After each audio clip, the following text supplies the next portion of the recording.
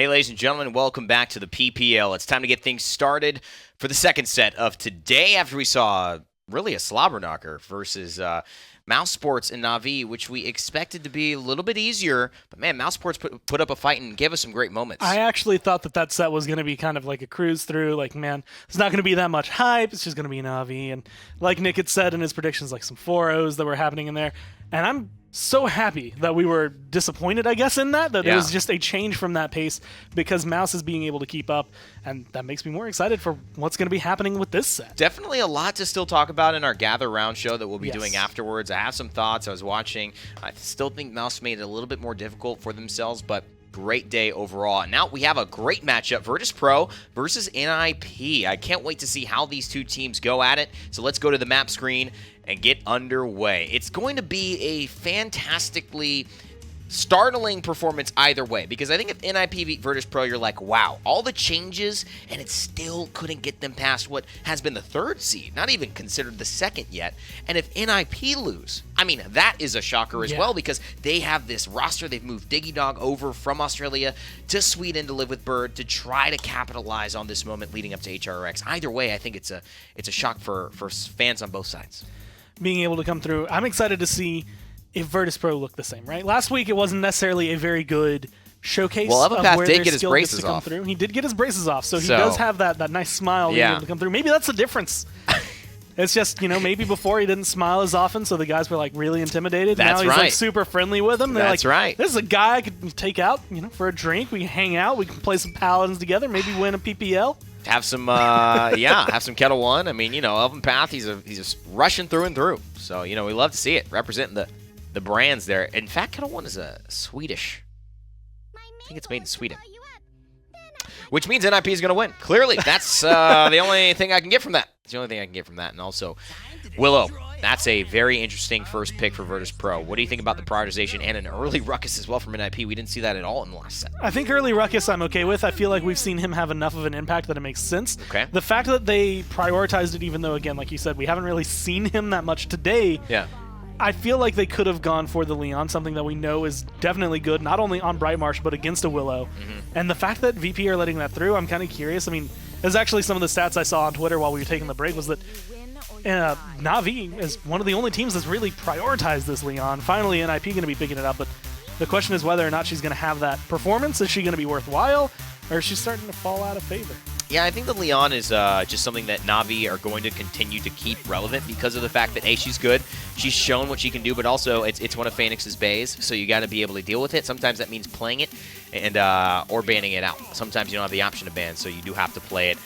Willow prioritized, and I think it was really Virtus Pro trying to say, are you going to take the Inara into the Willow? True.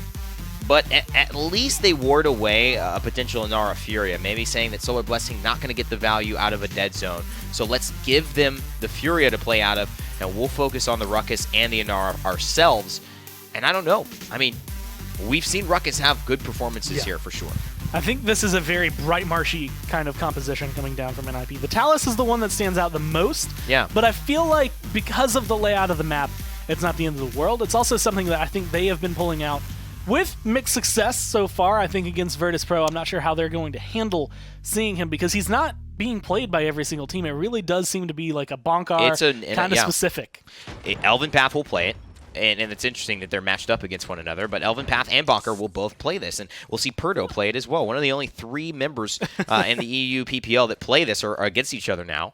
And Bonker has gone for the inner strength, and I think Talus is, again, where Leon was prior to this meta, towards the springs, towards the summer, where she was always available. No one's banning her. No one's really picking her until maybe last as a last pick to fill out a draft. So you can always guarantee getting them.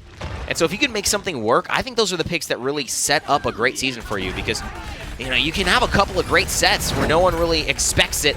And already, Nino is in a bad spot. K. Cruncy finds the kill for NIP, one of the newest members. So far, so good on the Ruckus.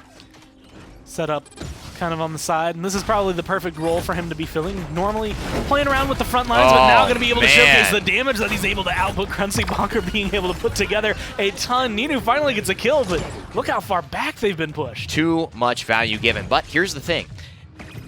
It's tied 30-30. Bright Marsh is a very zonable map, but it doesn't mean that that's what NIP have set up for it. In fact, they've given a little bit of room. They need a few dismounts here, and Diggy Dog is farthest ahead. Perdo can land a couple of shots, maybe a last shot here to poke, maybe get some pressure from Melvin Path. He may just be in trouble. Can't slide yet. He's got the cooldown back, and Koa is under the gun. He looks like he's going to fall in just a matter of seconds, but yes, Perdo is the one who finds Koa here, finds Bird as well. 96% it seems like. It might just be NIP collapsing. Perdo getting a couple kills right there. Cruncy is definitely in the line of fire.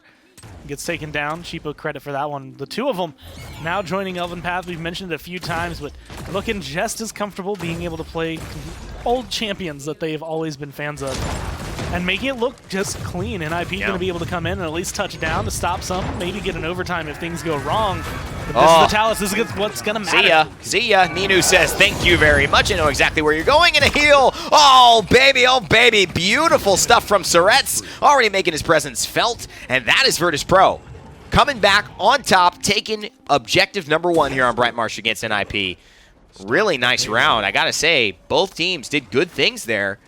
But it just ended up being Virtus Pro, who had a little bit of early objective pressure, and the zone was not efficient enough for NIP to keep them away. And this is the same NIP that looked incredible against Fnatic. I feel like Europe has definitely been able to close up a lot of the gaps they had with the changes they've made, although when you make plays like this, you don't have to worry too much. Elven Path just gets caught out. Diggy Dog and Cruncy just kind of pelt him with damage. There's nowhere your shield can cover if everyone's looking at you. And I mean, Diggy Dog won the duel against Perdo. Perdo had to retreat, but it was only Surets who really saved Perdo's life there. Look at the consistency, look at the grouping, look at how coordinated Virtus Pro are, just like a military.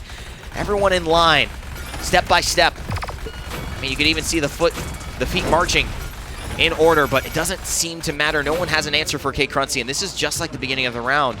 K Cruncy on this ruck is finding so much value. I think it's very appropriate to compare Virtus Pro to something like a military, just because it does feel very much like Elven Path would be the general, right? It is, you are going like, I'm going to make the command. No, I'm kidding. I'm going to make the command. Yeah. You're going to listen to the command. If there are any issues with this kind of performance or with this kind of layout for us, right? I get a new team that's going to listen. Every single step of the way, and no matter what, if you can listen to it, I mean, his calls are really good. It's just, what is the level of play of the players that are following them? One of my favorite sayings that I feel holds so true, and it's so simple, is a bad plan executed well is better than a good plan executed poorly. True. And if you're all on the same page, it doesn't really matter what you're deciding to do. You can make it work. And that's what Virtus Pro have going for them. They are all, at least now, on the same page, it would feel. They've finally taken NIP, and they've collapsed this defense.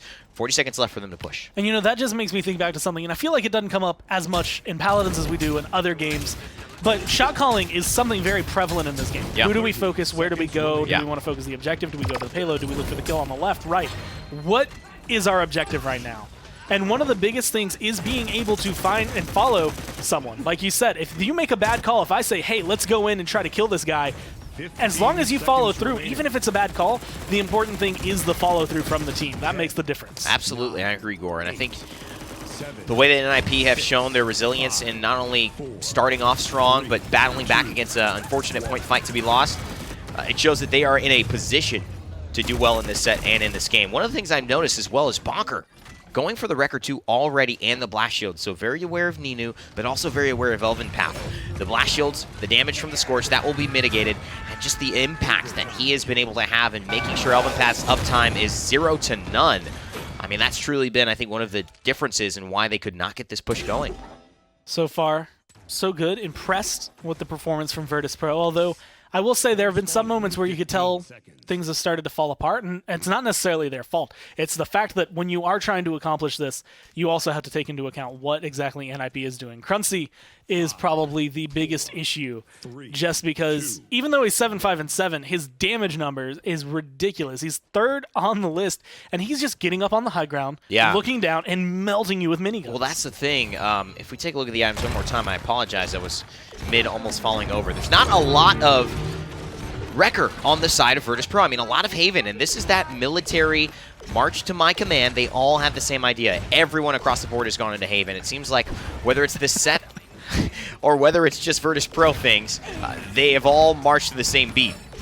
And I think this is going to make things harder for Bonker as it goes. CC immunity from Ninu just to avoid being targeted by the Talus and the Overpower. And look, it has actually set them up for a very decent flex, but K-Crunchy and Digidog again take down Ninu, and this is just too much. You've got to have an answer. And not only are you looking at the lack of Wrecker, but you're looking at the fact that everyone on NIP, well, almost everyone, 4 out of 5 have gone for that Blast Shield, specifically because of the Willow having that big impact during the last round. So Haven on the one side, Blast Shield on the other. The damage is going to be mitigated. The question is it going to make the biggest difference? Who is going to make that have that be the biggest difference? And so far, I think NIP come out of that on top just in terms of trade. Oh, that's not a good one from K-Crunchy. He knows the door's ways right there. He takes the risk, but maybe it gets the reward he already is looking for. 80 health to Perdo. He's going to have to back off the spray just to say, you got it.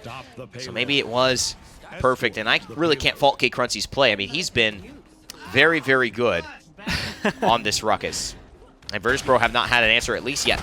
This will probably sound rude at first until I explain myself, because we use it as a joke all the time. Sure. But there is such thing as a zoning ult, and there is such thing as a good zoning ult. There is. Sometimes we use that as the joke. Okay, it was a zoning ult because they just completely whiff it. That was absolutely Crunchy being able to jump forward, get in a position that forced Virtus.pro to fall back just to make sure they weren't able to touch down. If they come out, there's a Hexafire. You're going to die. There is no place to stand. That's right. Minute and 50 seconds left. Now NIP on the push looking much better than Virtus.pro did, and you could tell that this Talus is making a big impact on just the staying power of Elven Path and Sheepa. I don't know if there are just too many threats, if there's too much consistent pressure, but I like NIP's lineup. They've got Burst, Ruckus brings Burst and consistent damage. So does Leon, and so does Talus. It's very balanced, and they've got the staying power of Inara. I mean, this is what Bird and his squad have been known for, just always kind of making sure in the draft they don't get beat. He kind of fell off that beaten path a little bit, trying a few new things, getting criticized for the triple, the quadra front line. No, that's Virtus.pro. But the triple he definitely went into. And I think now it's just they put themselves in a great position to beat Virtus.pro simply by having a little bit more sustain and a little bit more tankiness that isn't just mitigated by the Wrecker. The question is whether or not they can get back into this. Actually, I don't even think the question is whether or not they can get back into this. They have exactly what they need to push this forward. Yeah. It's just how hard do they push?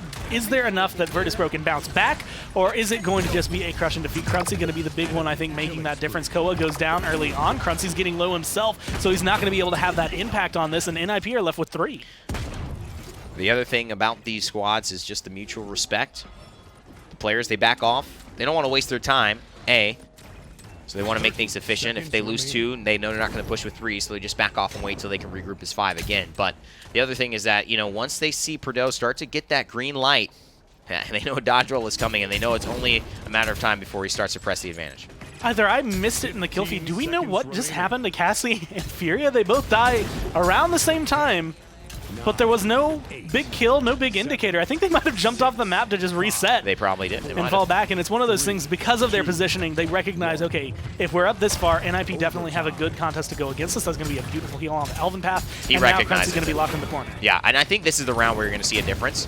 I think they've already established amongst their team compositions that K-Crunchy into the backline is creating too much space. He's causing too many problems. Solar Blessing misses there. That could be an issue. And he dashes. Oh, he's playing a fine line, my friends. A nice kill at the end. Elven Path fine playing the fine line. And he's looking good in that one. But I think you get to tell. The way he turned his attention, like, hey, this is the priority, makes me think that Crunchy is not going to be able to roll over this. They will all collapse onto this ruckus if he is not careful. Falling down on the damage. Actually, I don't think too much gained since the last time we were able to check it, but Cassie, Willow, Leon, even Barrick have actually skyrocketed to the top. Crunchy not having a similar round to the first time. 7 and 8 now, as opposed to what he was able to bat before. Streak starting to burn for Elven Path and the crew. And those Havens are starting to get completed. 2 Haven 3s, a couple Haven 2s. Yeah. So expect to see a little bit more, I guess, survivability overall, because that's going to counter every single player on NIP. Elven Path is, again, knowing he's being targeted out with this Wrecker.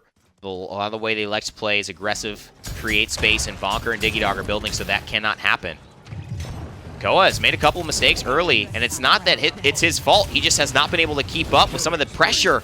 And oh man, this is one way to get K-Crunchy off your back line. Force him into his own back line, because you've already taken down the main front line there.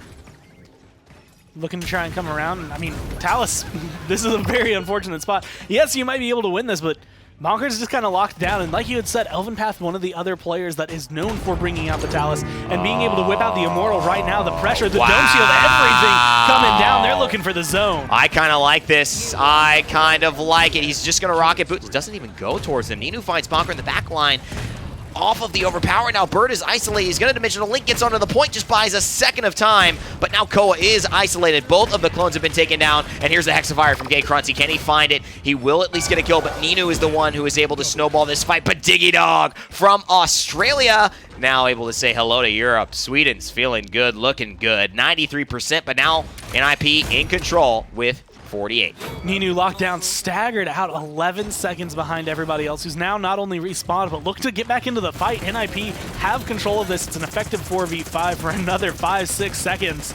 And that 84% is going to turn into 100 real fast. Sheepa has to dash in, but he's isolated just like we saw Koa earlier. Yeah, and you know, he's getting a good heal. If he gets a Solar Blessing, could be dangerous. Gets the Rocket Boots reset, but he can't find the kill. But Sheepa does get Bird. It's just not enough. NIP do so much more efficiently. And it ends up being NIP taking objective number 3. Can Virtus.pro hold? It looks like it may be harder this time around, especially with Perdo giving his life over to Gay Cruncy, who's actually going to try to stall him out. And Perdo's just going to run off the map himself. I feel like that was going great for Virtus.pro until they got aggressive. Once the Immortal and the Dome Shield were popped, not only outside of the point, but right in NIP's face, you could see that's when they made their moment. Hexafire as well as Seismic Crash are both used on the right-hand side of the map, looking into the point, looking to try and control that room and the objective. And I feel like Virtus.pro, because of what they had already used, didn't have an answer for it. That's when things start to just fall apart, and then they're all staggered out. They just don't know how to recollect themselves. We don't know if it was the right call. It didn't end up being the right call in terms of what resulted in it, but what was that where it ended up going wrong? Sheepa using his Dome Shield to protect Elvenpath, and the Solar Blessing, you know, getting there maybe just a second too late. I'm not a fan of the Solar Blessing onto the Barrack. I just feel like he doesn't have enough health to work with, and we saw it not really work for Mousesports and NTBs multiple times again and again and again. But, you know, when he can get out like that, when you have another person to take his place like the Elvenpath, Fernando, it can have its value. It's just so much harder to deal with than the Inara. It is definitely a full instant unlucky. heal. That is unfortunate, and that is the downside of running this kind of talent. Just because if a teammate is right next to you, it's big enough that it's going to stop on them. It's not going to go where you need it. That's what happened. The Solar Flare card, if you look in his loadout, a lot of the time someone's not in front of him, but he's to the side of him, and that Solar Flare card in his build right now is going to mean that sometimes when he throws it down, it will hit the player next to him and heal that up. That is really one of those where you got to be careful. There's a fine line in playing Solar Blessing, even in the highest level with comms. So shout-outs to all these teams who have taken it upon themselves to learn how to do it and do it so well day in and day out. Especially because you're looking at someone who's having to snipe a very slow-moving ability, and all it takes is not even like a slight miscommunication. You don't know where that's coming from without having to turn around. If you're Elvenpath in this scenario, all you hear is there's a beam behind you, and you just hope it happens to find its mark. And the same thing, if you're Ceretz, you just kind of hope that he stands where he is, because otherwise a step to the left is going to be no healing. Yeah, that's true. Diggy Dog finding out with Sheepa. The shield is going to go down soon, though. Oh, this is rough because Elvenpath is low. Who wants to commit ults? NIP might just back off here. And they will. Nobody wants to risk it. And this is a game where both teams know the stakes. Elvenpath and Virtus.pro, they take a W here. That just puts a huge damper on NIP's second place hopes. And for the same thing, I mean, if Elvenpath and the rest of Virtus.pro lose, that is a rough, I think, remainder of the season to go through, knowing that you lost NIP, one of the ones you were hoping to get the swing vote on. Point spawning in 15 Cruncy, I think, is making a big change for this round, and it is specifically in going for that master riding. And again, earlier, we were looking at the fact that Virtus.pro were making the calls. He's the issue. He gets in the back line. That causes a lot of trouble. If he can get back there just in time, if he can cause just enough either distraction or get a really good Hexafire, Virtus.pro are going to start this off on the wrong foot, and immediately he's going to the side. But he's not going to be pushing himself too hard. He's still going to be holding him. That's just because that scout reveals him. 12% counting here. Virtus.pro already on the point, as they like to do. They prioritize getting someone on there.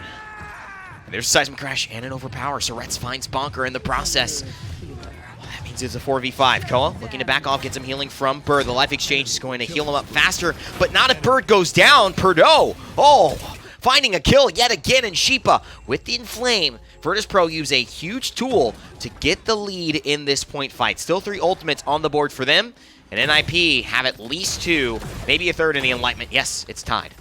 The question is whether or not this push can hold. You can see dismounts coming through, but Krutzy's behind. Hex of Fire comes out. He gets control of this, but he goes down immediately. Virtus.pro read it, play it, and react perfectly. And I gotta say, great reaction by Bird as well. He goes into the Dimensional Link to try to find him after the Illusory Rift ultimate hits, and he realizes that Krutzy's dead, so he gets out right before the Dimensional Link cooldown goes away. And unfortunately, it is not going to matter. I think this is Virtus.pro's game to lose, and in fact, it seems like it has nothing to do with losing for Virtus.pro. They're gonna take the W here in game number 1 against NIP. Hard-fought set, 3-3, but already looking good for VP. I mean, the questions have been, are these teams going to look good? Is NIP going to be able to perform as well with a couple of new members, even though they have some history in the league? And is the answer is yes. VP going to be able to perform with 2 new people and a couple of returning members, I guess, for Elvenpath and his buddies? But they're clean, and it looks really good. Ninu, 103 Perdo, 116k damage. And they were batting some really good slash lines as well. That's the bigger thing for me. The 8 and 10 for Bonker, the 13 and 7 for Perdo, and the 15 and 8 for Ninu. This is the Alex Tier Andrew Doodle that you're hoping happens, right? Where you get not only an alleviation of pressure, but you get somebody who's actually maybe a better KDA, maybe a little bit more impactful than you, and you're like, wow, it's got a lot easier for me. I'm looking at the way we saw NIP perform last week against Fnatic. It was phenomenal. It was actually surprising. This is the same kind of feeling I'm having. This feels like an uphill battle for VP of the summer split. This feels like a losing game no matter what if you take VP from the summer split. You take VP right now, and I'm starting to see the collection of another team that not only could potentially make it to a big win, but find another win. It's been almost a year since they were able to do so, and that's what they need. Perdo and Sheepa coming from the NIP culture, it's not like they're surprised so soon after playing with them what this means. Yeah. I mean, they know NIP.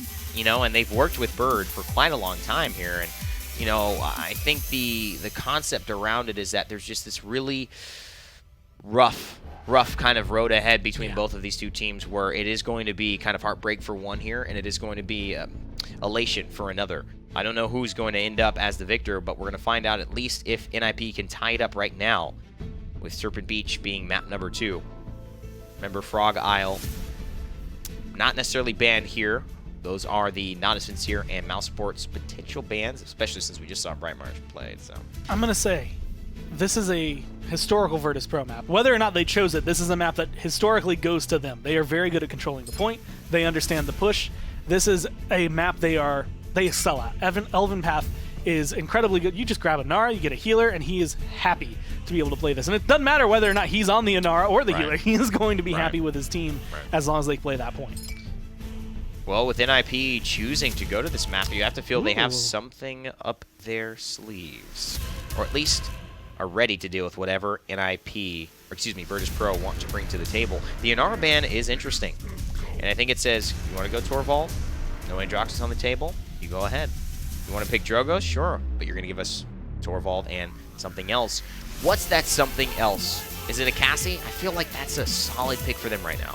What are the odds we see Virtus.pro now this time pull out the Talus and potentially try to run that? If they are looking for something like a flank, this is a map that it's always very iffy depending on what you're running. Yeah. Leon's going to be solid just to counter out Drogos, keep him out of the air.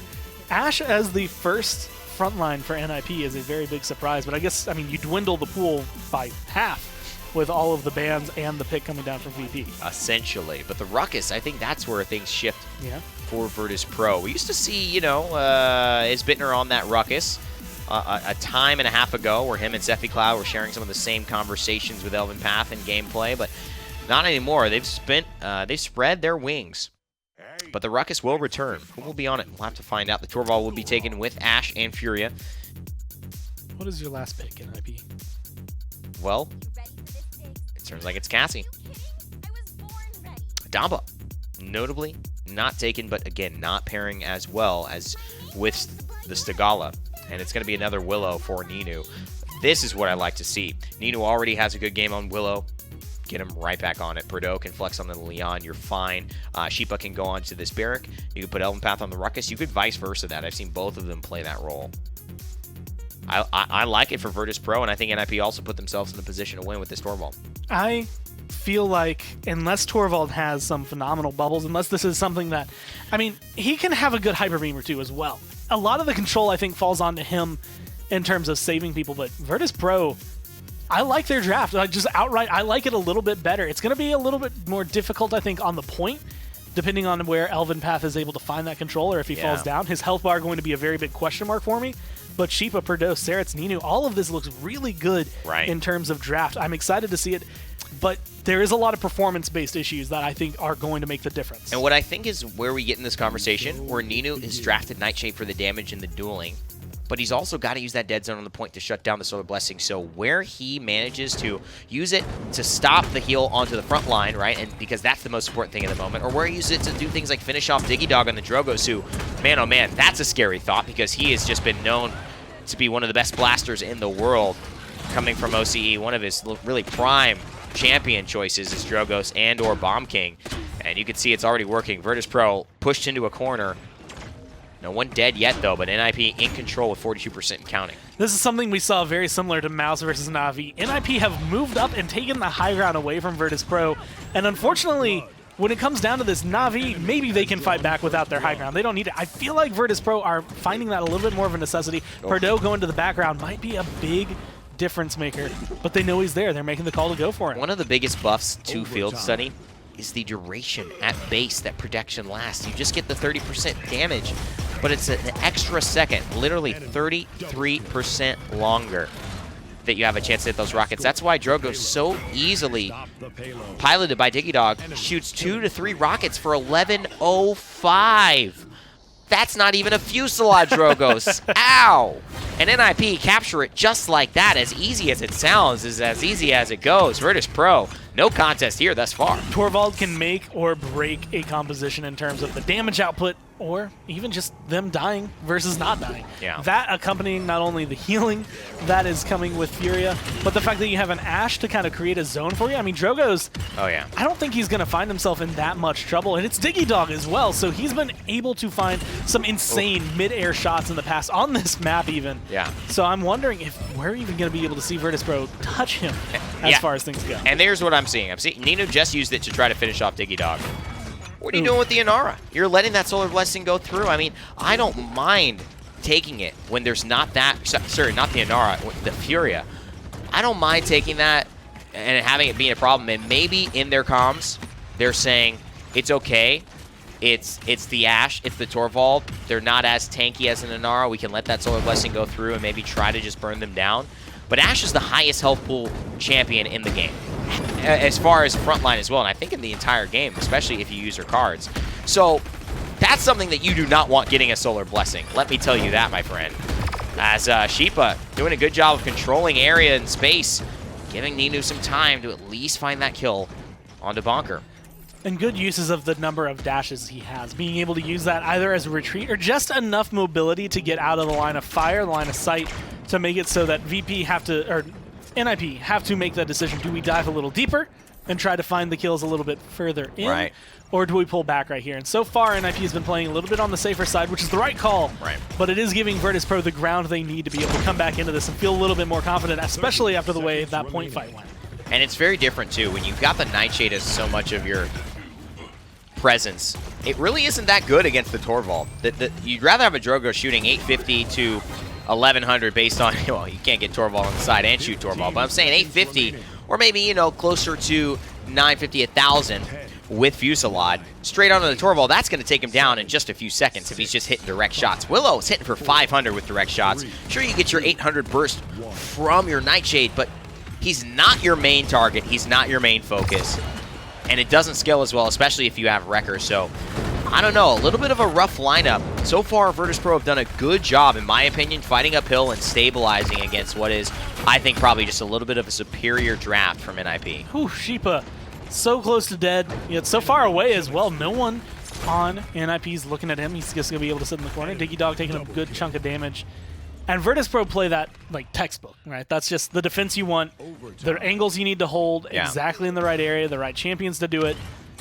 The question I have is whether or not this point fight's going to change. The high ground immediately went over to NIP. Even though VP tried to take a fight back, it wasn't anywhere near enough. They don't have the angles to really fight that. Perdeaux was too quiet for me, and Yes. I think Ninu doing a good job on the defense, but again, quiet. I need to know what he's doing with that, and maybe it's following along with him here in round 2. Elven Path and the rest of Virtus Pro really good at making that adjustment. We talked about it at the end of round 2's defense. We saw them realize the threat of Kate Cruncy, and then that last point went their way very, very well, and they were able to close out the game. So I have a feeling that Digidog may get a little bit of a different look from Virtus Pro here, and it is. Elven Path goes straight up to the high ground this time to play bodyguard.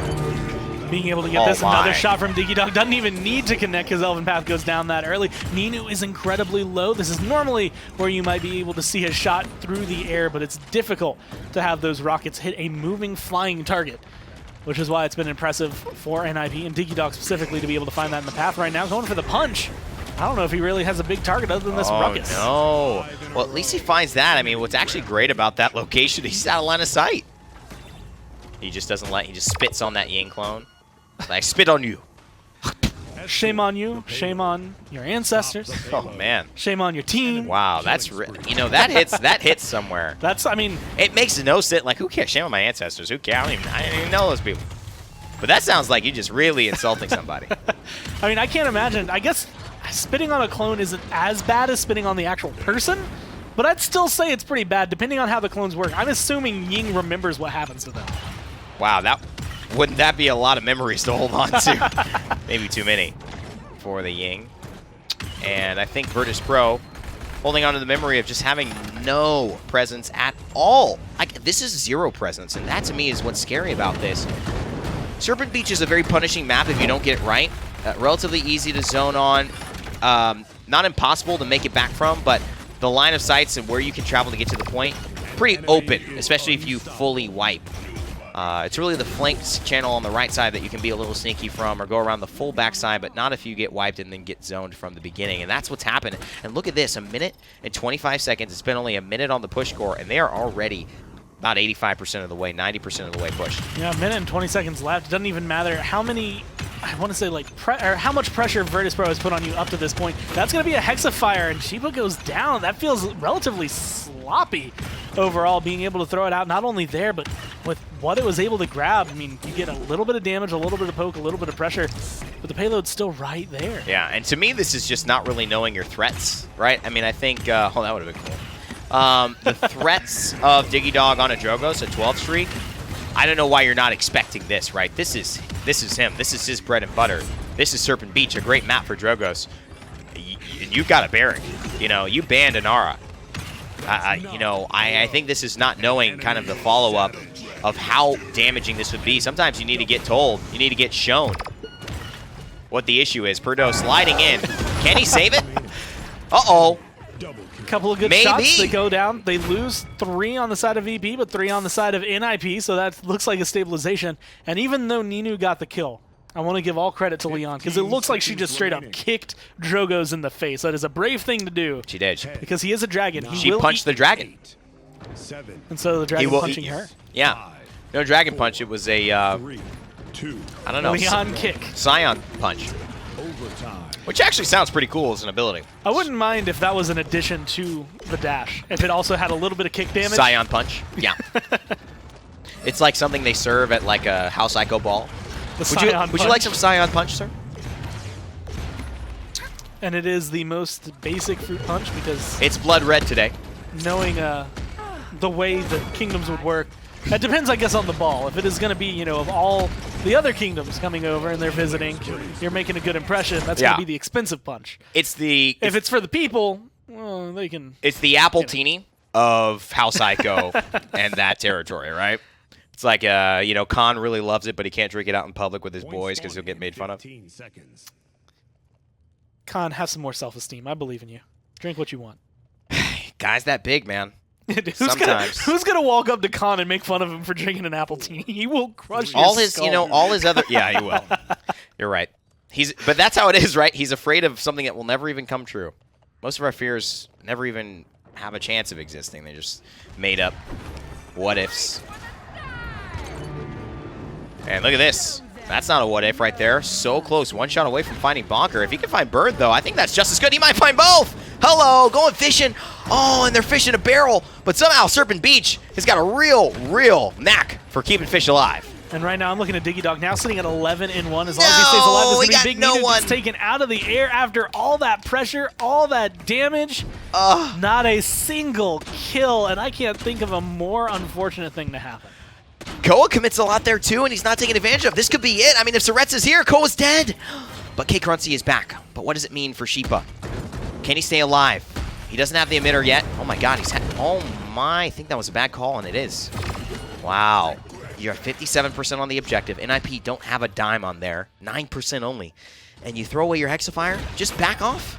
Finally, Ninu, though, because of that, maybe, because of Sheepa's just attention, is able to find a kill on a Bird, but he goes down just as quickly to Bonker. I mean, every single left hook that NIP is throwing, VP throws a right hook and they hit each other every single time. It's just like that picture-perfect moment of Megalovox, baby, being able to hit it. And it's just unfortunate because now VP, they're starting to throw just a couple more punches in there, right? They hit you with one, and then all of a sudden, out of your vision, here comes another. But here's one big punch for NIP. If it can connect, it gets rid of Sheepa, and now the pressure's going to be put on, but Digidog gives his life. I mean, really good play. Digidog is trying to turn something around, find Surretz as well, but someone's got to touch. And here's where all those mistakes in the beginning of the round really come back to haunt you, when none of your front lines are alive because they're staggered. Because your front lines are picking fights with your back line. Your back line is getting one kill, maybe your front line gets one, but then they go down to the other back line. Then the other front line jumps into the fight, but it just depends on where are you when one of the front lines on either of the team happen to be alive and standing on the objective. And at that time, everyone on Virtus Pro that was alive, 3 members, none of them were point tanks. And that was why NIP, with Koa still there, K. Crunchy still there, were able to take the objective. And you were talking about how kind of quiet Virtus Pro were in the first round. This round, they come through, they grab the megaphone at the very beginning, they're ready to yell, it's out of batteries. They just didn't quite hit the mark they wanted to, and that was the biggest issue. Ninu is so close, almost gets some kills. Now he's starting to pick them up, but it feels like it's too late. The payload's already coming at your base. Yes, you were able to hold it last time, but I mean, a minute 40, it's coming around the last corner. This is bad. This is a very difficult position to be in. This is really bad. This could be game right here. It could be all tied up. But Virtus Pro have done some incredible defenses over the course of this game. I mean, all hats off to them. I had mentioned earlier I felt they were coming uphill with this draft, and I think that now it's pretty clear they haven't won a point fight. And everything that they do seems to just not be working. And, you know, last point fight draft really wasn't the issue. It was Ninu not picking up Bonker and not picking up Bird. He had both of them ready to go. For whatever reason, couldn't bring him out of the water. And that is a bad day for a fisherman. That's a bad day for a ferry. And that just might be a bad game for Virtus Pro. My big question, 90% Hexafire. Ruckus is almost dead, though. Sheepa gets taken down. Whether or not it's going to have an impact is the big question. A couple of these, the last 2, have been bad, and Digidog's pressing the gas pedal. And Flame Dragon Punch, 30% movement speed, not even needed. He finds the only man standing there in its Elven Path. Bird picks up Surretz. That's going to do it. Oh, combustible as well. Just give me the Fusillade spit. Loogie all over.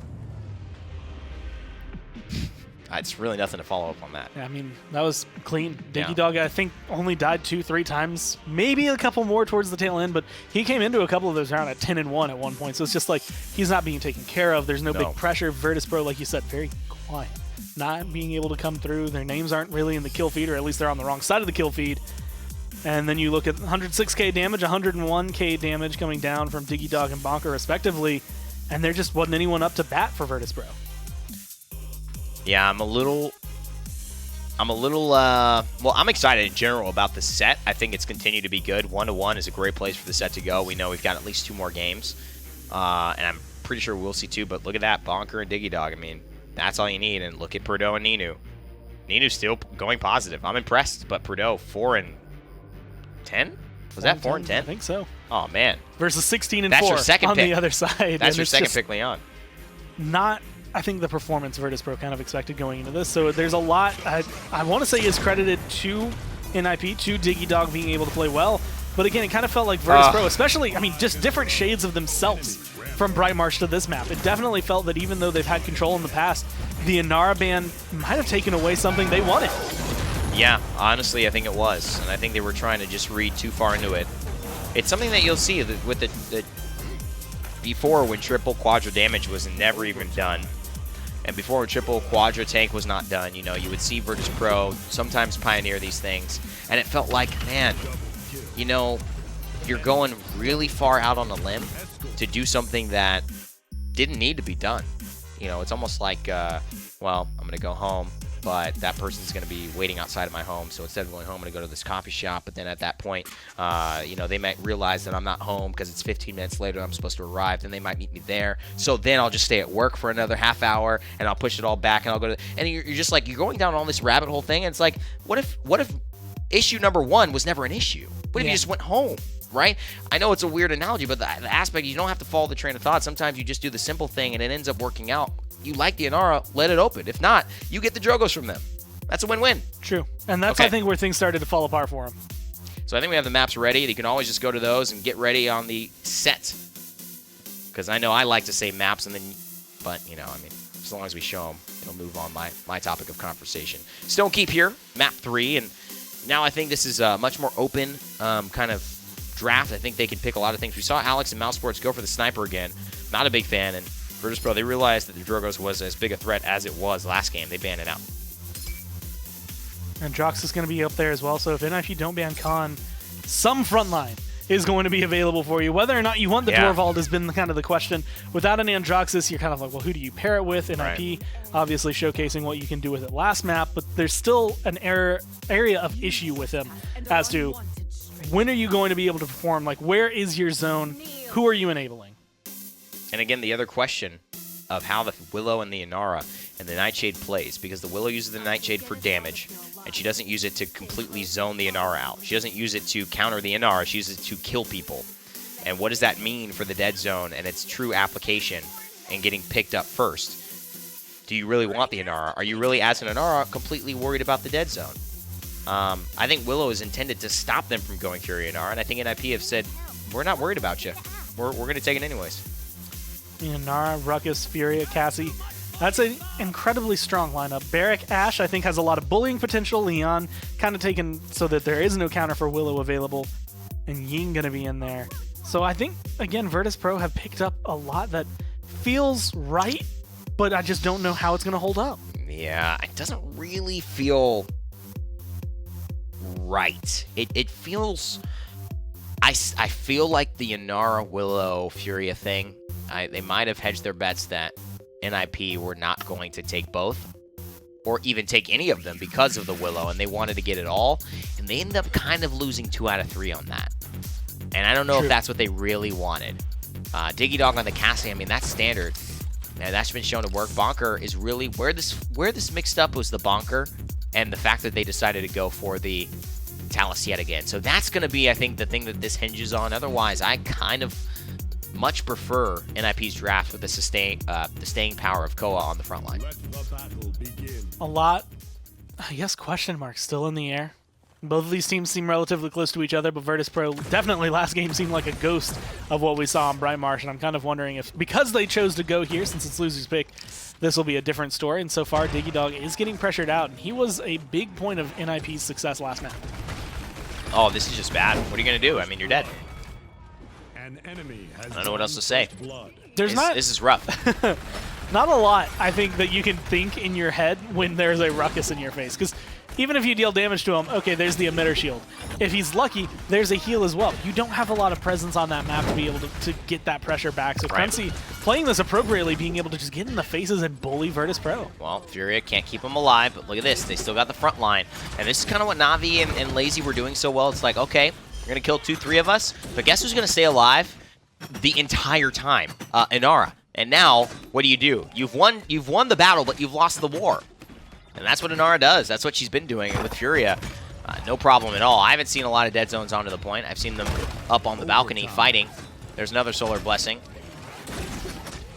You know, I think they're calling the bluff, saying, "Where's the dead zone? Where is it? I don't see it. Haven't seen it." Played that incredibly close. I'm actually surprised no one on Virtus Pro got aggressive. It was one hit to kill this Inara. They waited it out. Furia gets the heal through no matter what, 99%. Even if you're able to hold up for a little bit, it's just not enough. Shiva gets pushed back. He's getting a lot of damage dumped into him. Perdo goes down just a little bit ago. And now Saritz is forced to Dimensional Link just to try and get away. And I like it. I do. I like Elven Path and the rest of Virtus Pro's patience there. They don't risk their players to go ahead and kill Inara, and though it seems like it was the wrong decision there, the general idea, I think, works well. But it's NIP again with just so much pressure, and then the Ruckus is, the reason I like the Ruckus is its hit scan, its burst, and its tankiness. Ashe has damage. She doesn't have burst, but she's got tankiness. Ruckus has kind of a little bit of everything on that, and the way that he's been played today, especially on K Cruncy, I mean, K Cruncy on the Ruckus has been really nice. I like it a lot. I think it's a much safer bet to perform, and so far we've seen that. NIP now 50% of the way already, and only 30 seconds gone in this push. Looking to try and hold down. Beautiful angles from Cruncy. Yeah. Just being able to push back Virtus Pro or stop them from aggressing any further, which gives you 75% for this push relatively easily. But you hit this archway, and this is where it starts to become a little bit more of an issue. This is where I think Cassie, Talus start to open things up a little bit more than what we're going to see out of the Ruckus. Although he's already 71% on the Hexafire again. If he really wants to, he can just keep this up and have it back twice in one round. Yeah, and that's the pressure. Unfortunately for NIP, that's just a little late on the Solar Blessing. But Elven Path takes the matchup he knows he can win, and now he's able to pressure this out. The Ashe, great on this upper balcony, and that may be the reason why he prioritizes that one. Just so much control, the great knockoff potential, the displacement from the high ground to low ground, but then also just the damage in the range. And he has his ultimate, but does he want to use it here? They've got a minute left to try and hold, and they start to get a little bit going, Virtus Pro. Can they keep this up? Find some momentum. Koa being able to at least stand on the heel. Here comes Talus. Where's he going? And deep into the back line, and going to be met. Cruncy equally aggressive, but the dome shield comes down. And Koa says, okay, well, I'm just going to walk the other way now. Have fun with that. The flamethrower not really going to accomplish anything there from Sheepa. I wasn't quite sure what the true impact of that was, except buying a few seconds. But maybe those seconds are what they need, and it is enough to isolate Koa. And at this point in time, you got to trust that Sheepa and Purdue are veteran enough to make the calls they believe are truly right in that moment. 15 seconds remaining. Okay, Cruncy on the high side. Still trying to beat down Elven Path. 9, 8, Looks like he was going to fall. Saying going to the low ground. That's a new route. 4, Hexafire is available. I think NIP want to push this. I think they really do. Nice use of the advances, but man, oh man, he is melting, isn't he? Unfortunately, yeah, it's in that area of the shield not doing anywhere near as much just because of the respawn proximity. As long as you can get a couple more kills onto NIP, Virtus Pro have a very strong defense held. Koa incredibly low, but there's full health one more time for the Inara. They're going to lay into him, and he's going to go right back down, but yeah, that is a very dangerous sight. The full health Koa? Just Koa going from nothing to full. Oh, yeah, that's scary. I mean, I think Bonker overcommits there, if I'm not wrong. I think he just goes as a blitz upper. I would just stay where he is. Stay where he is. You didn't need to go there. Koa was still alive. You just bet on that, and then you have a lot of damage still on the board. You might have been able to do something with that, but overall, it's a pretty bloody game, Gore. Everyone's taking some L's here and there. Couple of kills. Best slash line I see, 4-1 and 4 overall for Sheepa. And everyone else, like you said, taking maybe a couple more spills than they need to. I'm kind of curious to see what Virtus Pro has gone into this time around for their items, just because earlier when they were playing up against Cruncy on this Ruckus, there was a very singular wrecker. Right. This time around, they have two of them, one being picked up by Ninu, one on Purdue, both at tier 2 right now, and that's going to make it a lot more difficult for Cruncy to do what he's been able to accomplish, not only in round 1, but what we saw a couple maps ago. It's just not going to be the, I can get in your face and stand here and take all this damage like it's nothing. All of a sudden, his health bar starts dipping a lot faster. And I love this angle for Purdue. I don't necessarily love the room here. I think I like the... I think I like the other room a little bit better, but I do just love the way he's playing. Right here, I think, just gives him a lot of flexibility. He can go on the backside. He can go into this room. He could still have line of sight of the point. He's not going to get bursted down from the staircase that he's facing to the left side of the cathedral. I like Purdue's decision-making here, and he's on an 8th streak. It proves that he's done the right thing in Virtus Pro. In control of the objective now, and Koa just has to make sure that K Cruncy gives him a little bit of peel, but there's the Inflame. Will this matter enough, though? NIP going to move forward. Koa leading the way, but the rest of the team feels kind of lackluster. There's going to be a teleport out as Bonker has to fall back. Yeah. And a couple of shots coming down. Furia, that Inflame did not really impact the fight. Oh, and he just needs to find Bonker. Oh, the slide! A little bit of grace there as it goes down easy. Purdo finds yet another one. He's on a 10 streak, looking to make it 11. Purdo turns up the heat, but there's still a front line, and her name is Inara on the objective, so they're going to back off and just try to take this advantage with them into the next half of this point fight. 11 streak right now. The shots are good, and again, playing the Man. beautiful angle. Him and Sheepo Purdo Oh, is yeah. finding so much utility out of this, and that is just the cleanness. Sheepo's getting credit for all the kills, but the damage is coming from behind, and these two are working like a well-oiled pair. You'd say maybe they've even played games together for a while. They may have even played games. There's only one way to describe what Sheep has been doing, and it's cream gravy. But unfortunately, fight's not over. Right when you think it's over, that's when you have to realize that it has just begun. They can back off, though. There is a 6-man, and maybe this is just a little bit of eagerness. Ninu coming in to try to save the day. Solar Blessing is there. Oh, no! Oh, the turnaround. Oh, my goodness. And that's why even if you have Dead Zone and you bring it all to the party, sometimes you just get the address wrong, and you can't make it by midnight. I can't believe that somehow turned out to be NIP's point fight. What an incredible comeback.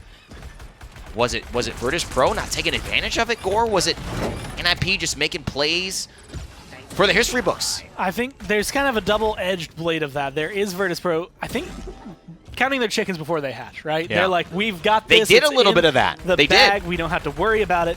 And then they see Koa, and they're like, Koa's low health. We don't got to worry about this. This is easy. And then Koa gets full health again. And then all of a sudden you're like, wait a minute. NIP, you have an Inara again. Yeah. Well, this is not an easy fight for us. And that's the thing that this Solar Blessing, the Fury in general, has brought to the table. You can't confirm that kill until it is absolutely going to be dead. And that is the thing that Koa has been doing. It's just continuously coming back from the brink of 200, 300 health. And Yeah. Virtus Pro, I guess, not equipped to deal with that health bar again. I mean, NIP and Virtus Pro, as we expected, have kept it extremely close in this set. It is 1-1. It is 1-2, just barely for NIP. And it looks like K-Crunchy is going to back off. It's a battle of wit. It's a battle of chess, really. There aren't really checkers being played. These are steps and steps ahead that are proving to be the difference maker. And sometimes the ultimate plan is not unveiled until the very end, as we saw in that last point fight. I just am, kind of marveling at how easy you can feel like you have something in the palm of your hand and how quickly you could find out, oh, it's so different than I thought. Fountain of Youth going to be thrown down right there. Solar Blessing is just Fountain a of blessing. Youth. I like that. With the way things go. It keeps everyone alive. And Keeps if you you young. can get it in Keeps the you right young and area. healthy. Yeah, I mean, you just put it. And that's the thing. Another step of the way. Players have been stepping into it in certain areas where it's just like, okay, maybe it's off the mark. I can stop it right here, and it's going to be perfect for me. And that has been like such a big opener for them. NIP, 15 seconds left. Even if they don't get this push, they have all 5 ults. They are prepared to fight Virtus Pro one more time. Although it has been neck and neck, they're still the ones coming out on top. Wow, this is making it interesting for Elven Path. What's he going to do? Like, I think K-Crunchy falling there gives him a little bit of an easier choice. I like how Koa tries to create that space. Oh, and if he could have gotten there, that would have, I think, been the difference. Koa falls, Bird falls, Purdo finds yet another one.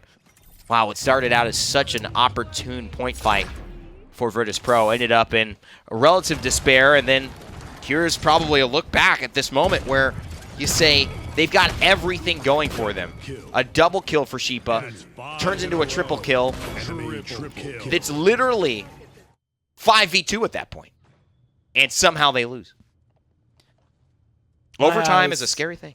I think are going to be partially on Ninu, partially on Purdo, since he's 11, 4, and 12, and he had a huge impact during that last round. Yeah, I love his positioning. But also on Crunchy, and how exactly they react to what Virtus Pro accomplished last round. If NIP can go around the side, they get a good Hexafire, or even just a good couple of kills. If this Ruckus has a big impact, or I would even say to Bonker, who's sitting at 2 and 10, Yeah. they can just do something impressive. Then NIP, I think, can control this round no problem. Right. But that's going to be the big question mark, is can they actually accomplish it since Virtus Pro is reading them so well? Well, I like this hold. But the thing that it's rough about it is that there's nowhere to go for Sheepa now.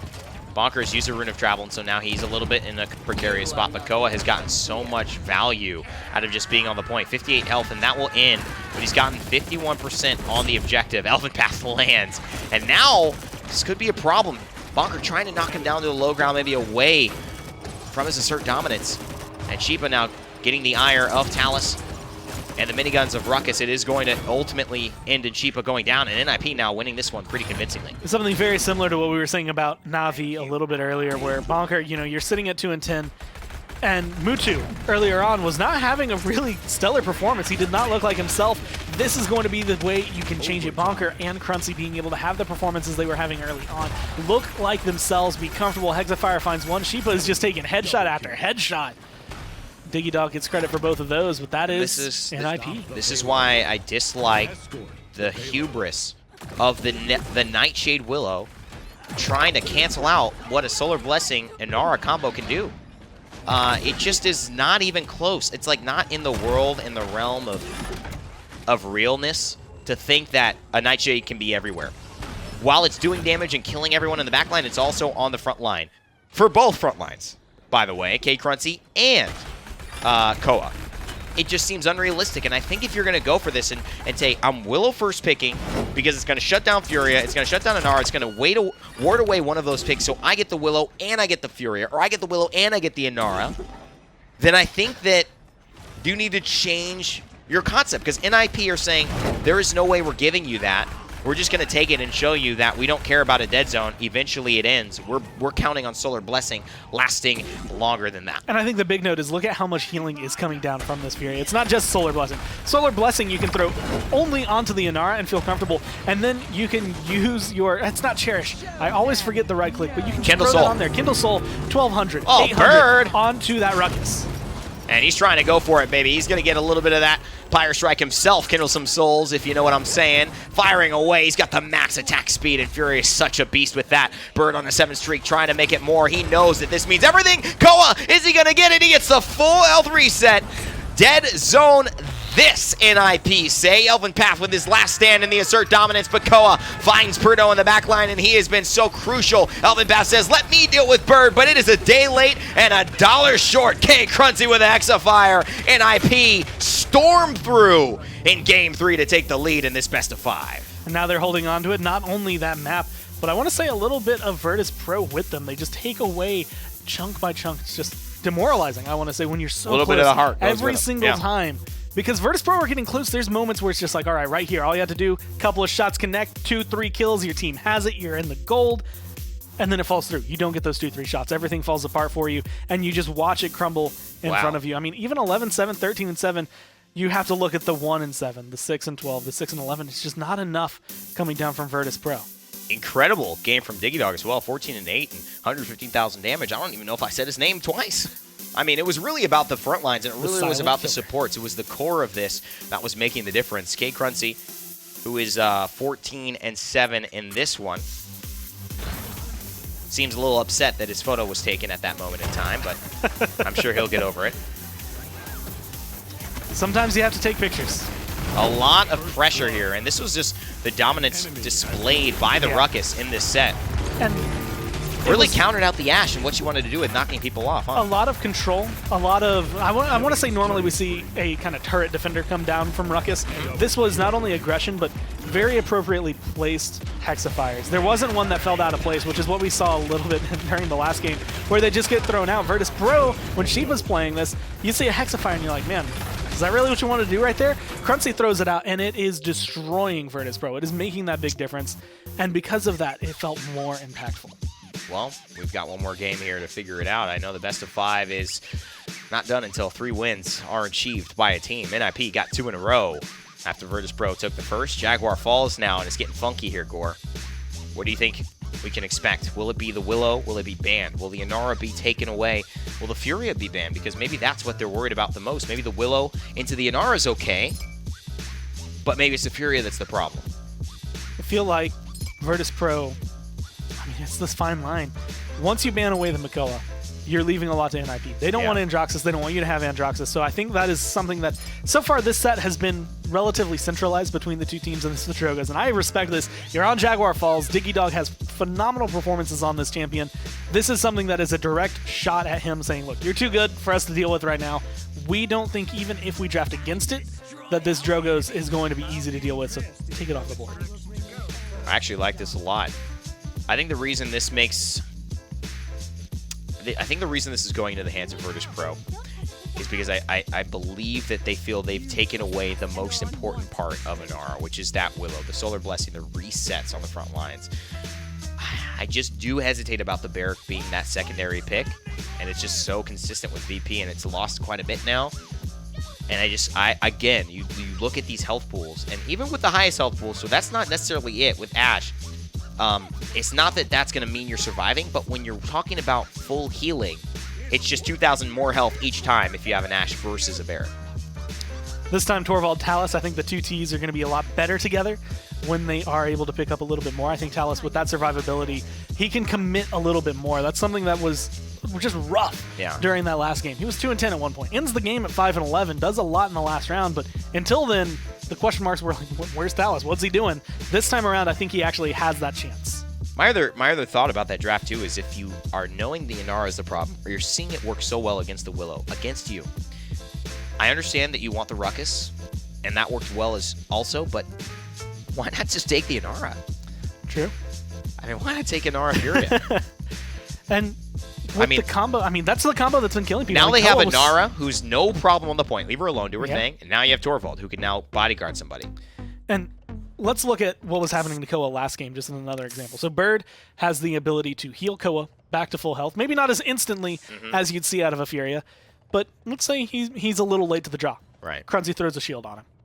Nothing to worry about. Right. He's got his damage reduction. He throws it up. Right. And boom. Inara, even if she's not full health, is not taking any damage. You're not able to deal with it. Koa is not necessarily immortal, but he is very close to becoming, just with the way things have been going.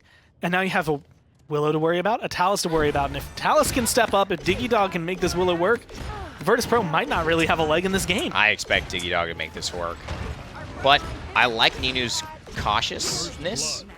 It's just maybe it didn't work out. He did the Mutu creatives, just sit on your mount for like half a second, but the problem is in that half a second, his team died. Oh, that's a dead zone we won't talk about, Diggy. Can't hit them all. Still 54% on the objective. I love it, Core. Sarah, Mr. Positive. Locked off. That is a beautiful wall. Koa getting aggressive right there with Digidog as well. Isolates the healer. Furia is left alone. No one can help her, and she has nowhere to run. Ninu does get a kill because of it, but that's 99%. That's looking like it might convert to 100 before anything can go. They finally fall back. Virtus Pro gets something out of it, but it took forever. It truly did take forever. Koa here on the objective. Fighting back. He's going to be able to sustain very well. Ninu applying pressure, but Koa just goes to the side. Remember, he is not having that Solar Blessing, but he's got plenty of healing from Bird and the Life Exchanging, which Bird has shown is clearly one of his favorite and favored kind of top-tier supports here. Bonker finds a kill on the backside. They've got a lot of champions who can kind of do their own thing and apply pressure on the objective at the same time. And that's NIP looking just more dominant than ever. This was a set that started out really competitive, Core, and I don't know if Jaguar Falls is going to look that way. You know, I feel like a big difference is, especially based on the last map, watching who's having an impact, who's not having an impact. It's similar to what we were actually looking at with Na'Vi. Mouse and Na'Vi felt like it was an incredibly close set, and then last game Mutu decides, okay, I'm actually going to play this game. That feels kind of like what NIP have done, is slowly but surely hit the point where it's like, this is the game where we can actually have our impact. This is the game where, you know what, Talus, go ahead. Just do whatever you want to do, but make it work. And Bonker, so far, has not had a quiet game. He's shown up in the kill feed quite a bit, and if he can use his ult properly, if he can keep it running like this, I think it's going to be a little bit faster overall for NIP. I agree, and I think maybe the turn-up isn't really a player for me. It's just more of just the draft and the way that NIP have countered what worked for VP in Game 1. And VP have totally just, a word that comes up to my mind a lot of times that we used to say for D69, stubbornness. Stubbornness. I don't see how you do what you lose to this, right? And then you give it up, and the Inara has really been the issue. It's been the swing point. We've seen it all day. The Inara has been the core of Not As Sincere. Elvin Path himself in the interview says Inara and not as Vincere know what they're doing. They're kind of the team to beat. They're the step ahead. They're the level above. All they're doing is prioritizing Na'Vi on Lazy on Inara. Yet you give up the chance to take it, and you take Ruckus instead. And it's that wide opening. Earlier, they recognize how important it is. They ban it out on the side of Virtus Pro. Yeah. But then it falls through. And then I think the question has become, why are you not prioritizing it? You're looking at maybe not being first pick. Maybe you just let it slip through. Maybe you're worried about something else. Finally, you get a little bit of a hold. What do you think they were worried about? What do you think? What do you think went in their close. mind? Because we're speculating. Obviously, I'm sure the players will tweet. They'll give some ideas as to what they were thinking. But what do you think Seconds remaining. was in a part of that draft choice and why they decided to let the Inara go, even though they had the Willow against the Inara Furia and it worked so well for NIP last game? I think Virtus Pro are sitting in that position. 15 seconds And especially looking at the history of the set as actually Hyper Beam comes out, does get a little bit, but 10 seconds left. enemy rampage. With a couple of kills here, NIP might be able to go through, so I can follow through in the thoughts, but the question is whether or not they might be able to close this out as a 2-0. It might be one of those where Enemy is unstoppable. you just say run it back at the end. It's a fast Yeah. set. It's a fast game. And you tell your buddy, hey, my mind was out of it. Just run it back. Let's try it again. My thoughts are kind of in this position of Is it going that into you- this game. So NIP ban Con. And you're like, well, they're first pick, so we don't want them to have Makoa. Let's go ahead and ban Makoa, see what they do. Right. And Droxus comes through, and then you're sitting there, and you have this option. Both the front lines that we're truly worried about are off the table. What's going to be worse for us? The last time we banned Inara, they went Drogos, and Diggy Dog just destroyed us. Agreed.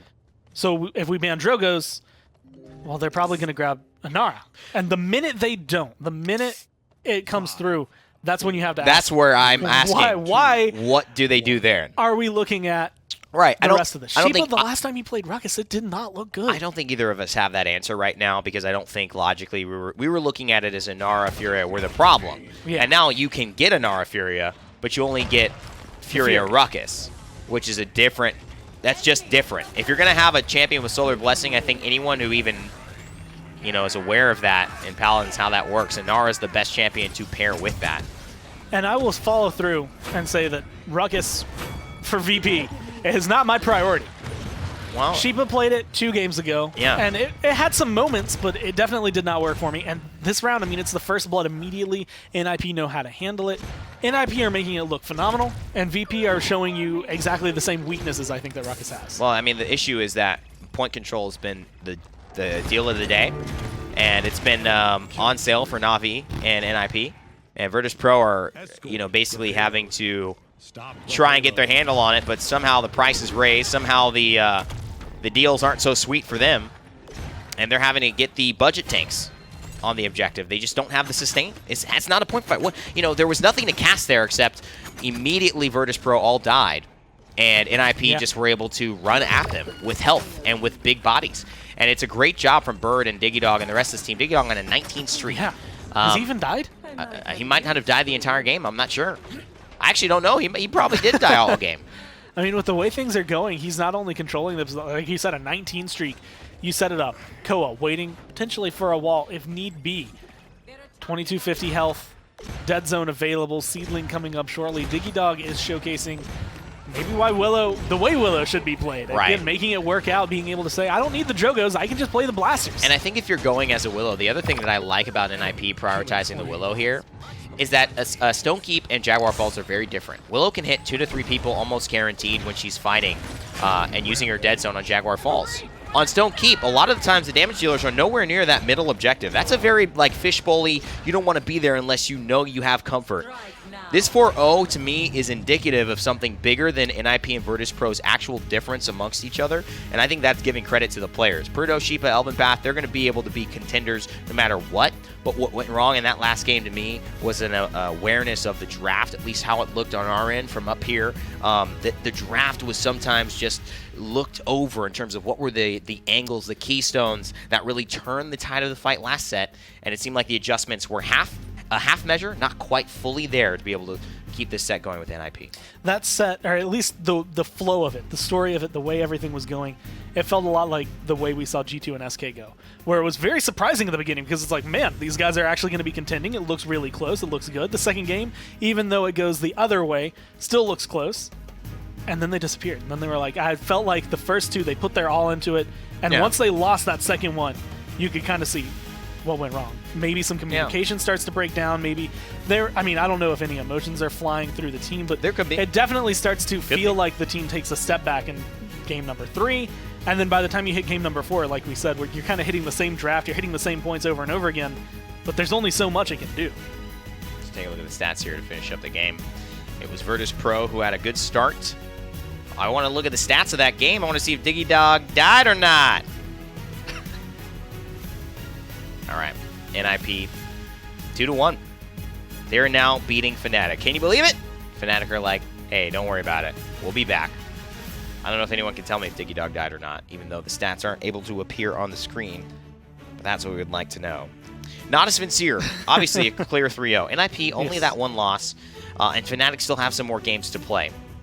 Tomorrow, we're going to take a look at the PPL in North America and switch regions, go across the pond and see Renegades versus Envy, which will be our marquee matchup for the day. And SK versus Splice, very similar to Virtus Pro and NIP in terms of necessity to win, the style of do we have any ability to lose to a team like this and then keep going for that HRX champion kind of bye position in this league? And the answer is no. Both of them have to win if they're going to make it to HRX on a bye. But let's take a look at what you can get for HRX. May not be a bye, but at least some tickets. iRaceExpo.com, November 16th to 18th, 2018. That's in just a few months. I think 60 days probably or less at this point. Fantastic stuff. We'll all be there. We'll be able to hang out. All the pros you're watching here, most of the pros you're watching here will be there as well. It's going to be a fantastic time. Guys, remember, Gather Round is coming up afterwards, so we'll be able to dive deeper into what went wrong with this Virtus Pro NIP draft, what we thought about Mouse Sports and their ability to take Na'Vi to a really nice, I think, level of play throughout their set. Was it really Na'Vi not performing today, or did Mouse Sports have some type of divine intervention and improvement over just a week of the PPL? My name is Rainy. That's Gormizer. Pretty Hair will join us as well over there, so stay tuned. We'll be right back with Gather Round in just a sec. I don't think I'm ever going to get tired of watching that one. Hey, it's me. It's a good one. They're them with us for Gather Round.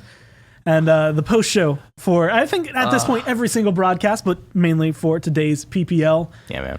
We were hanging out in Europe, and I think we were all kind of pleasantly surprised with some of the performances, and I guess kind of not so shocked at the end. I guess the end of the day kind of started to go towards where we expected with Virtus Pro losing. But I mean, just overall thoughts about the day. Man. Yeah, that was a battle from Virtus Pro. That was a battle from Mouse Sports for the most part. I'm overall incredibly surprised at how these bottom teams have really stepped up this split. Yeah, I think Virtus Pro and Mouse Sports I think Mouse Sports first, like to just start the topic off, had a really good day. I think I couldn't tell whether it was Mouse Sports overperforming or if it was Na'Vi kind of underperforming. I think it was a little bit in the middle. I think they had some decent games. Yeah. Alex was better. I mean, to start it off, I liked him today. I thought he was at least decent. I still feel that they're putting a lot of pressure on him, though. I mean, again, a Kinessa, a Tyra, again, consistently, like... I feel like that might be him calling for It Kinessa, might be. More so than being like, hey, you need to play Kinessa here on Stone Keep. But, I mean, if that's the case, then I think... you got to look at champion pools. You got to look at how things are going, because they're taking some risks here and there with trying to make these kind of knife's edge comps work, I think. But other than that, Alex is, I think, at least staying positive or at least around neutral, which is a good start for him, and it's allowing Andrew Doodle to take some weight off his shoulders. And that was a lot of what we were kind of looking at. I mean, last week was just like, man, you are kind of being a weight added onto his shoulders. Right. So what is going to be the big difference? Are you going to be able to at least, like you said, if you go, even, you're 5-5. Right. Andrew Doodle's not having to worry about carrying as much. So if he does, great for him. But it's not the end of the world, because you are at least contributing to the fight. And he kind of did carry today. It was a really good day for Doodle. Oh, yeah. Was not a good first 2 games for Mutu. He played terrible those 2 games. Right. And is that part of what made Mouse Sports look better today? I always like to imagine that it is Mousesport's just playing up, and they forced that negative KD onto Mutu, right? Yeah. I like to give the the benefit of the doubt in a positive light more rather than a negative light. But then he got on Androxus, and he didn't really have much help on Andro. He kind of did it all himself, and that's what's so concerning, right? It's like, what can there be that big of a change? Just a guy just being like waking up in the third game, or was this Mousesports starting to fall apart a little bit down the stretch? It's Ascension Peak. It's kind of a weird map. And then I feel like it's the new Ice Mines. People come here to maybe throw someone off, throw Navi off, because hopefully they don't know as much what they're doing. But if anyone didn't look like knew what they were doing, it was Mousesports. For me, it kind of felt like it was a little bit of both worlds, right? It wasn't necessarily that that Mutu was playing awfully. Yeah. It was just he wasn't having, I want to say, like his standard performance, which when your standard is always going to be above everyone else's standard. Yeah. If you have a regular day, it's going to look as bad. But then on the other side, Mouse was playing a lot better. They definitely looked cleaner this week. And so I'm excited to see the next time they come up against NIP, how they do against Virtus Pro. Honestly, even how they do against Fnatic. Yeah, I mean, Mutu and Navi were not. Navi wasn't really playing towards Mutu in a lot of those drafts. They were playing around Phoenix and his flexibility for the most part. And I think the way that they were going about the patient style of playing, especially on this Stone Keep around the Kinessa specifically, meant that Mutu and creatives, no one was really stepping out of line to go and get those 2, 3, 4 kill plays until it just showed up. And that's where Phoenix was able to capitalize more so than almost anybody else. I feel like the vision helped him as well to deal with the Kinessa and feel more comfortable pressing onto her because he knew exactly where she was a lot of the time. And so I think Mutu here, it is a meet in the middle situation for me. Wasn't super impressive until the last game, but Mousesports did a good job of stepping up their entire team, and I think that bodes well for the rest of the season. Would you say, I mean, comparatively with the way the bottom 3 teams have been, it's always kind of been NIP, then VP or Mouse, then VP or Mouse, right? Like those two can really interchange from 4 and 5. Yeah. Do you think that's still kind of the case, or do you think they're both all vying for either number 3, NIP maybe vying for number 2, or do you think Europe is still relatively segmented? I would say NIP have jumped more than Mouse and VP jumped. I think Na'Vi are looking like they'll probably, for the first time, take the number 1 spot online. It's going to be a close race between 2 and 3, hopefully, between Fnatic and NIP. But overall, I gotta say I've been impressed, and now it's sort of a race for the VP and the Mouse, right? To how much can they improve over the split? We saw about a year ago, VP did make great strides within the 5 weeks of a split of competitive play. Sure. So that's really what we have to look out for at this point. Yeah, NIP are beyond Mousesports and VP. VP, hey, it's a step up for VP. It's not a step up for the entirety of the competition in EU because of the mistakes that I watched them make in the second set. Maybe that's a good segue to talk about it. Yeah. For me, it was a great level of effort in game 1. VP came out looking strong. You see Nino having performances on Bright Marsh, and Bright Marsh is a map that we've seen even players, and Russian players specifically, Ovim and his squad can come to LAN and beat teams on. They could beat PPL teams on Bright Marsh. It's not to take anything away, but I do think that afterwards, I started to see the drafting issue come into play. The differences between Bird drafting and that squad versus the way Elven Path and the rest of this VP squad is trying to draft against it. They put themselves in bad situations, man, over and over again with the Barrack, and I didn't really like it. There was just so much More stubbornness. Yeah, I want to say That was the word that left came to to be me. wanted. They leave Well, that's what we so talked much about a open. little bit. So from Sheepa specifically, you guys felt there was a little bit? No, it wasn't Sheepa. I mean, honestly, I just think it was, to me, what the crux of the issue for Virtus Pro was you saw the Inara and the Furia make an impact. You saw the Willow get drafted to counter that.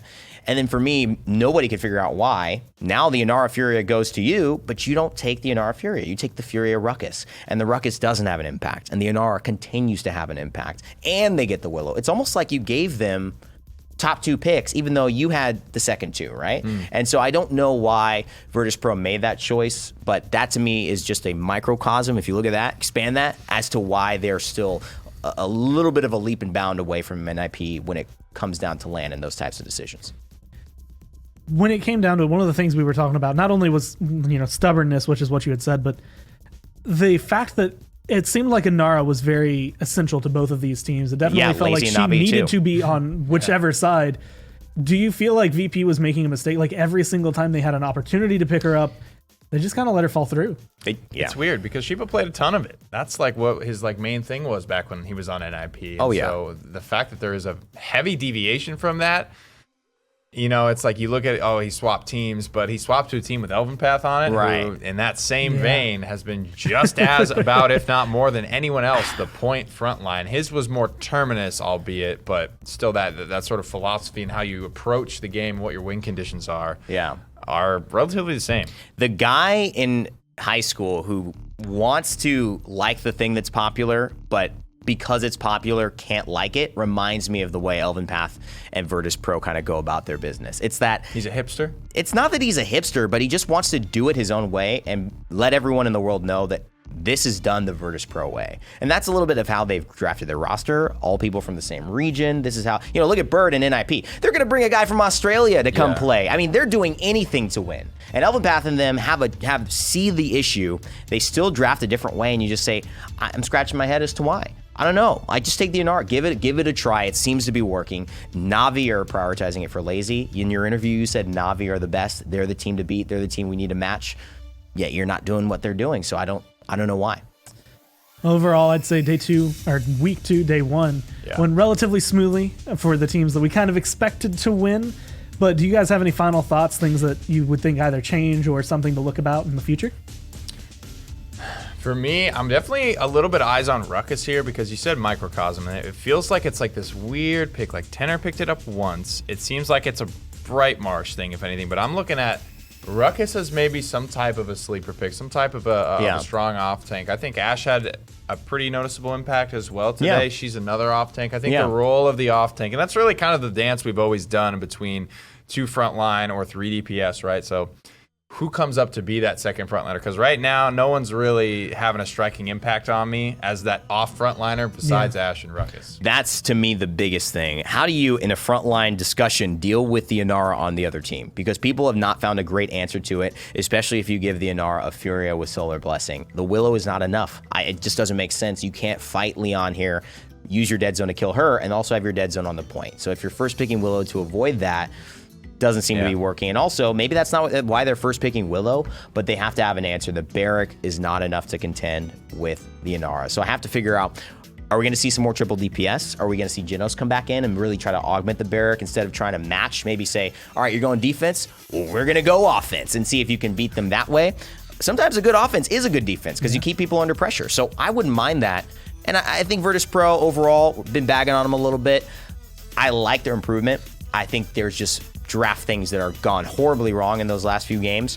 But overall, I think it was a great day of the PPL, and I'm actually really, really impressed with both bottom teams, Virtus Pro and Mouse Sports, and how they showed up today.